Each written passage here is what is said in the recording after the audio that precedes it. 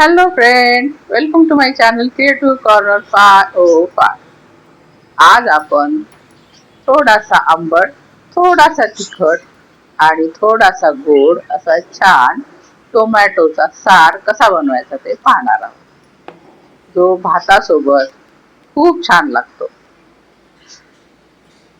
त्यासाठी काय काय साहित्य लागते ते आपण पाहूया.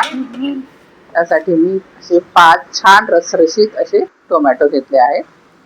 एक कांदा, तो सुद्धा बारीक चिरून घ्यायचा आहे. त्यानंतर मी या साराला छान कलर यावा म्हणून थोडंसं बिटाचा तुकडा कापून घेत आहे. त्यानंतर 5-6 लसूण पाकळ्या, थोडंसं आलं असलं तर आलं पण घाला, एक हिरवी मिरची आणि 5-6 काजू त्यामध्ये घाला आणि हे सर्व छान मिक्स करा. त्यामध्ये अर्धा ग्लास पाणी घाला आणि झाकण लावून याला 10 ते 15 मिनिट शिजवून घ्या.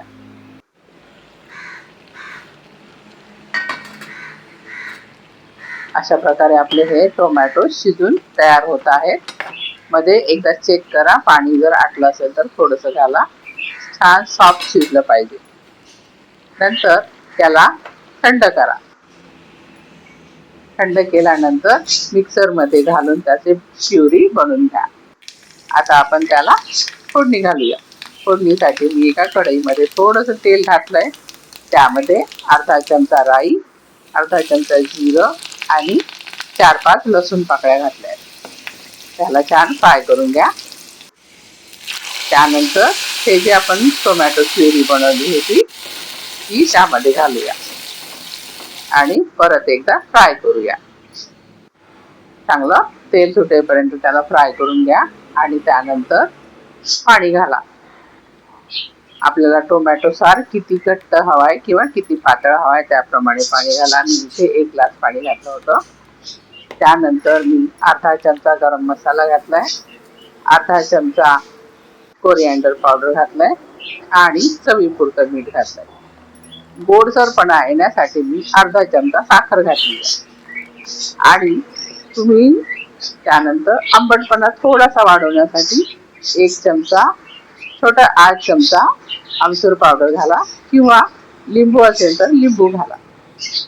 त्यानंतर कोथिंबीर घालून त्याला आणखी छान उकळू येऊ द्या. अशा प्रकारे आपला हा टोमॅटो सार तयार झाला आहे. झटपट तयार होतो आणि खायला सुद्धा एकदम मजेदार बनतो. गरम गरम भातासोबत असा हा टोमॅटो सार तयार आहे. थँक्यू.